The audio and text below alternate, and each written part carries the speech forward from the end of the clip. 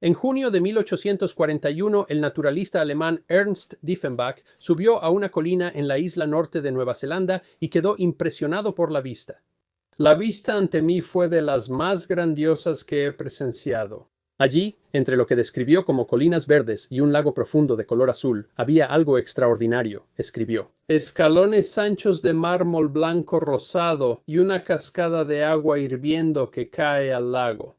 Sus contemporáneos describieron el sitio como la octava maravilla del mundo natural, las terrazas rosas y blancas. Fueron una gran atracción turística, pero ahora se han perdido y casi han sido olvidadas. Se piensa que los humanos llegaron a Nueva Zelanda en el siglo XIV. Los polinesios, antepasados de los maoríes, llegaron siglos antes del contacto con europeos. Abel Tasman cartografió parte de las islas en 1642 y James Cook las circunnavegó en 1769. El Reino Unido reclamó las islas en 1840. Tras el viaje de James Cook, europeos y maoríes tuvieron mayor contacto. En 1830, Thomas Chapman y su esposa Anna Maynard Chapman llegaron a la isla norte de Nueva Zelanda como misioneros laicos y fueron asignados a estaciones cerca de Rotorua. Ana tuvo problemas en la frontera y casi no viajaba. Sin embargo, el Diccionario de Biografía de Nueva Zelanda indica que fue la primera europea en ver las terrazas rosas y blancas. Su esposo probablemente también lo hizo. Ella no fue la primera en verlas. La región ya estaba habitada por maoríes antes de los europeos, quienes consideraban las terrazas taanga o tesoros. Llamaban a las terrazas blancas la roca tatuada y a las terrazas rosadas fuentes del cielo nublado. Estaban al borde del Ratamana, lago caliente, sobre el volcán Monte Tarawera. Toda el área tenía un valor espiritual significativo para el pueblo maorí que vivía allí. La serie de lagos volcánicos y los arroyos que los conectaban también tenían una profunda conexión con la historia y la mitología maorí.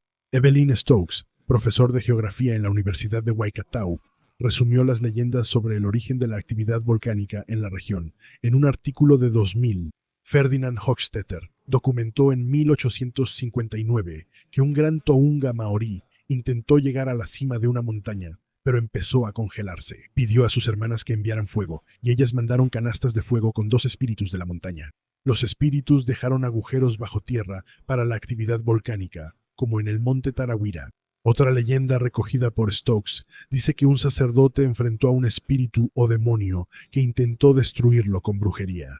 El sacerdote contraatacó con su propia magia, atrapando al espíritu en las montañas. La guía Tierra Maorí de Alejandro Wilson, 1884, describía la montaña de 3 picos. Se ve desnuda y marcada, con paredes negras y empinadas, como azotadas por rayos. La montaña casi no tenía habitantes y era sagrada o tapu, no solo por la leyenda, sino porque era sitio de entierro.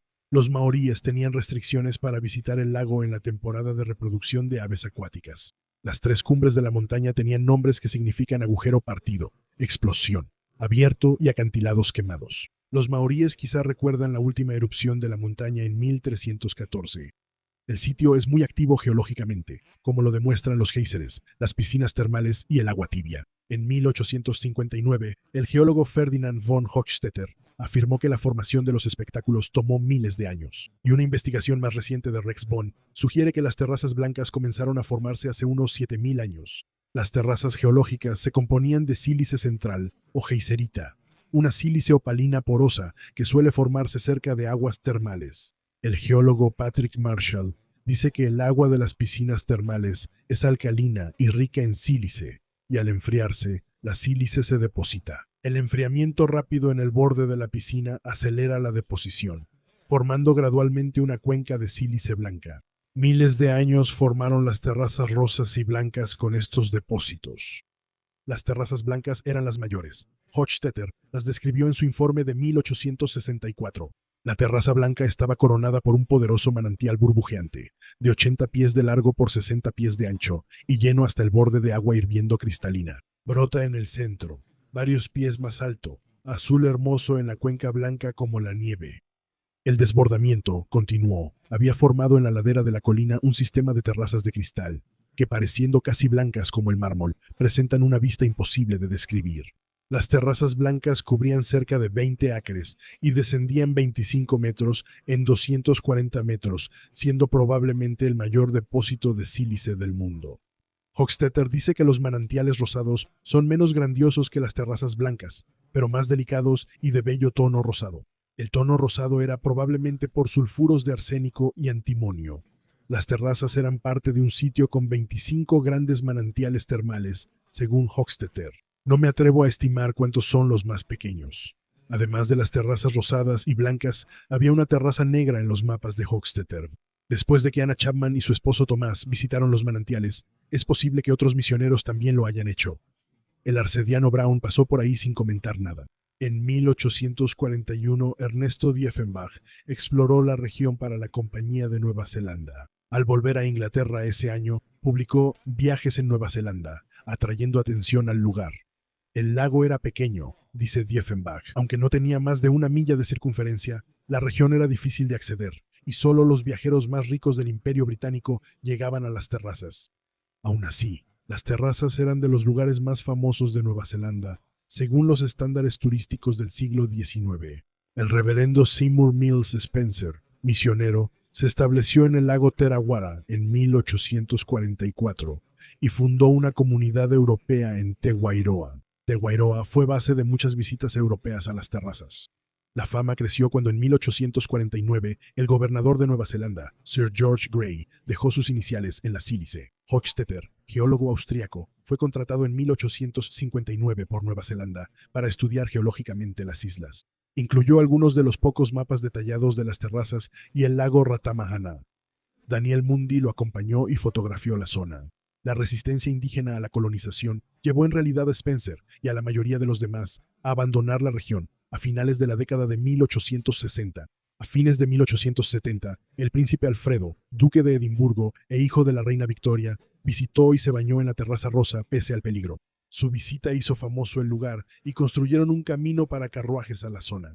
Para 1880, el lugar se había convertido en un verdadero destino turístico, a pesar de los surcos de 18 pulgadas de profundidad y las raíces, troncos y otros fragmentos de árboles que cubrían el camino. Los maoríes emprendedores aprovecharon la oportunidad. Uno abrió el restaurante Duque de Edimburgo y usaban sus embarcaciones para turistas. En 1872, un visitante dijo que las mujeres trabajaban como demonios mientras cruzábamos las olas. Una maorí dirigía una casa donde ofrecía hospedaje y una canoa para pasajeros. Luego se construyeron varios hoteles en Te Wairoa. Domingo. En Tires, el libro de visitas sugería visitas de turistas británicos. En 1872 se escribió una carta en The Bay of Plenty Times. El Hotel Ratamahana tenía 2 pisos, comedor, sala de estar y de fumar. El Hotel Terrace, su competidor, era más pequeño pero cómodo. A inicios de 1880, según una guía contemporánea, había 2 guías destacadas, ambas mujeres, Kate Middlemass, con aspecto de amazona, rasgos de boxeador y un brazo fuerte, ganó una medalla de la Real Sociedad Humanitaria por salvar turistas tras el vuelco de una canoa. Y la guía Sofía Jainarangi, de origen escocés y maorí. En sus 50s era menuda, elegante y delicada, con una manera tranquila e interesante, como la describió un turista, además de estar bien educada y ser bilingüe. Las visitas a las terrazas implicaban levantarse, tomar un bote y cruzar el lago, usualmente más grande que las antiguas canoas. Comer papas hervidas en el manantial y bañarse, usualmente en la terraza rosa, que tenía agua más suave y sedosa que la terraza blanca. Los visitantes siempre hablaban de las vistas impresionantes, hoy recordadas solo en descripciones, pinturas y fotos en blanco y negro. Transmitir una idea completa de sus maravillas, escribió un visitante, es simplemente imposible. El lago no era impresionante, pero las terrazas inspiraban poesía. Los escalones y piscinas tienen las formas más elegantes. Ningún ingenio podría crear algo tan hermoso. El agua ha redondeado sus bordes en curvas elegantes. Las incrustaciones parecen en muchos sitios plumas de avestruz en relieve o arabescos en un cristal helado. Otro visitante describió los adornos como encaje petrificado y lana esponjosa, dispuestos en los pliegues y masas colgantes más elegantes. Jorge Cooper, secretario de Jorge Gray, dijo que las terrazas rosas estaban al fondo, blancas como mármol. Más arriba se vuelve rosa, luego salmón, intensificándose a rosado. En la cima la roca es de color prímula. Otro escribió que los cristales sobresalían de las paredes rocosas sobre el abismo hasta que parecían disolverse, no en la oscuridad, sino en la luz. El tono de las aguas era algo que nunca había visto y nunca volveré a ver. Con la terraza llegó el dinero. La tribu ganaba 6,000 libras al año según White Fungus. Pero también llegó la destrucción, como siempre. Un visitante denunció grafitis en la terraza hechos por turistas cognis. Cientos de nombres quedan inscritos, como Jorge Gray, miembros de la Cámara de Representantes, funcionarios y oficiales militares. Hochstetter, tras su buen trabajo, se quejó de que las terrazas son tan duras que solo un hacha puede romperlas. Un espécimen de basura decoraba los bordes, y gran parte de ella pronto quedó consagrada bajo las nuevas capas de sílice. Los maoríes finalmente tomaron medidas estrictas contra este comportamiento e incluso impidieron los esfuerzos científicos de perforación para proteger el sitio. Muchos guardaron recuerdos en fotos y arte, y los maoríes cobraban 5 libras por pintar. Argumentaban que si se obtenía dinero por vender fotos y pinturas, la gente local debía beneficiarse. Carlos Blomfield pagó una suma considerable para tener total libertad sin interferencias para pintar, creando algunas de las mejores representaciones que quedan de las terrazas. Pero toda la belleza, el turismo y la pintura terminarían de forma repentina y violenta. El 31 de mayo de 1886, la guía Sofía llevó turistas al lago, y hallaron el arroyo seco y los botes atascados en el lodo. Sofía describió que mientras estábamos allí, el agua subió con un sonido de llanto en las orillas del lago. El agua retrocedió, dejando el arroyo seco. Los turistas estaban desconcertados, pero los remeros maoríes querían seguir. Perderlo significaría una pérdida sustancial de dinero. Una vez que estaban en el agua, Sofía describió un presagio diferente. Primero apareció una canoa en el agua. Antes era pequeña, similar a una antigua canoa de guerra maorí. Ahora, con 13 personas remando rápido, dice Sofía. Para nuestro horror, tenían cabezas de perro y cuerpos humanos. Aunque parezca mítico, todos vimos las cabezas de perro de Sand en la canoa. La señora Sisa, una turista, lo describió. Vimos un gran bote glorioso entre la niebla y el sol. Estaba lleno de maoríes, algunos de pie, y estaba lo suficientemente cerca como para que yo pudiera ver el sol brillando en los remos. Su esposo dijo que los hombres en el bote estaban demasiado lejos para distinguirlos bien, y creyó que eran 9, no 13. Varias figuras estaban de pie. Guillermo Quick afirmó que claramente era una antigua canoa de guerra. Otro bote en el lago también la vio. Algunos describieron a una figura con cabello adornado y plumas, lo que causaba inquietud. Sofía contó esto a otros ancianos y lo vieron como mal presagio, y rápidamente circularon informes de que no había habido canoas como la que vieron en el lago durante al menos una generación. Varios maoríes creyeron que el presagio era terrible. Las explicaciones van desde una ola anómala hasta una canoa enterrada liberada por actividad geológica. También hubo eventos vistos luego como presagios, como la muerte de un jefe. Según el Otonga Daily Times del 18 de junio de 1886, se sospechaba que un personaje infernal experto en artes oscuras estuvo implicado en su muerte. La fiebre tifoidea mató a al menos 12 maoríes en la zona esa semana. Sofía siguió notando comportamientos extraños en el lago. Ella describió el agua alta y reportó un geyser de llamas y humo. Las señales habían aparecido por meses. En noviembre de 1885, el geyser de la Terraza Blanca tuvo su erupción más alta. Después de medianoche del 10 de junio, ocurrieron unos 30 terremotos cada vez más fuertes. A la 1:30 a.m. inició la erupción, y columnas de humo oscuro se elevaron. Ina Hazard recordó que las bolas eléctricas de fuego se movían en todas direcciones. El padre de Hazard y algunos de sus hermanos murieron en la erupción. Guillermo Beard dijo que la montaña se reflejaba en el lago, sobre el cual colgaba la gran cortina de nubes oscura. Arriba, azafrán y naranja en la parte inferior. Bolas de rocas en llamas cayeron al lago desde la nube. A las 2:10 un fuerte sismo sacudió la zona, y una columna eruptiva subió 9 kilómetros. Pronto siguieron erupciones y explosiones de lava basáltica, que formaron cráteres empinados para los que estaban debajo. La escena era apocalíptica. Las ventanas estaban rotas, y lo que pensamos que era lluvia era escoria y piedra. El viento soplaba fuerte y cambiaba de dirección, contó un sobreviviente. La escuela se incendió y el maestro murió al derrumbarse su casa. Las explosiones abrieron una fisura de 8 kilómetros en la montaña. Los 3 picos de la montaña hicieron erupción, lanzando columnas de humo y ceniza. La grieta creció, y a las 3:30 inició la mayor fase de la erupción. La grieta llegó al lago y el contacto entre magma y agua causó una gran explosión. formando un cráter de 2 kilómetros y esparciendo ceniza y material sobre 10.000 kilómetros cuadrados, destruyendo varios pueblos. La erupción se sintió hasta Christchurch, a 500 millas. Lodo frío cayó sobre Tel Wairoa, donde Sofía y otros se refugiaban en casas u hoteles.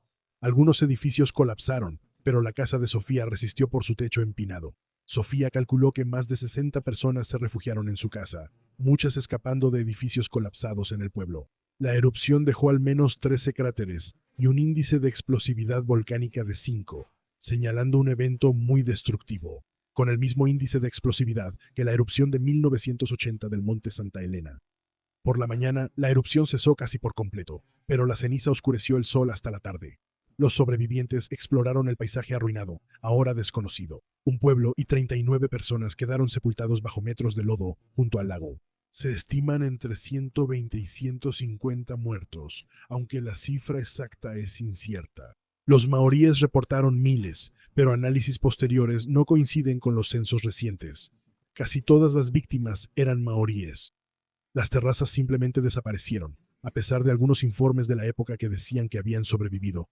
La mayoría asumió que las terrazas simplemente se habían vaporizado. Alfredo Warbrick, medio maorí, pensaba que las terrazas seguían ahí y quería excavarlas, mientras que muchos maoríes creían que la erupción fue un castigo divino por convertir las terrazas en negocio. Sofía recordó que un viejo jefe le ofreció miel sagrada de la montaña y dijo que quienes la comieron murieron en la erupción. También se le llamó la venganza del demonio al sacerdote atrapado en la montaña. En los años siguientes, el lago Ratamahana se llenó de nuevo, ahora más grande, surgieron nuevos sistemas geotérmicos y la zona sigue siendo famosa por sus aguas termales. Sofía siguió como guía tras mudarse. Te Waiora no se reconstruyó y ahora es un destino turístico conocido como el Pueblo Enterrado. La casa de reuniones que estaba allí fue desmontada y ahora está en un parque de Surrey, Reino Unido. Por casi 140 años tras la erupción, se creyó que las terrazas habían sido destruidas y perdidas. Pero investigaciones recientes, algunas impulsadas por el redescubrimiento del estudio de Hochstetter, han reavivado el interés en su posible supervivencia, aunque los investigadores no están de acuerdo. ¿Fueron destruidas? ¿O las terrazas se hundieron bajo la superficie del lago? ¿O tal vez están ocultas a lo largo de la nueva orilla? ¿Algún día podrían volver a ser vistas, aunque sea en parte? La región cambió y la vida de sus habitantes no sería igual. Esas terrazas, que tardaron milenios en formarse, se perdieron en un periodo de solo unas horas, para nunca volver a ser vistas. Todo esto te recuerda que, incluso en la gran historia geológica de la Tierra, nada es para siempre. Espero que hayas disfrutado viendo este episodio de El Chico de la Historia. La historia merece ser recordada. Si fue así, no dudes en darle like, suscribirte y compartir El Chico de la Historia. La historia merece ser recordada con tus amigos. Y si también crees que la historia merece ser recordada, entonces puedes apoyar a El Chico de la Historia. La historia merece ser recordada como miembro en YouTube, como patrocinador en nuestra comunidad y en locals, o como mecenas en Patreon. Visita nuestra tienda y reserva un mensaje especial de El Chico de la Historia en Cameo.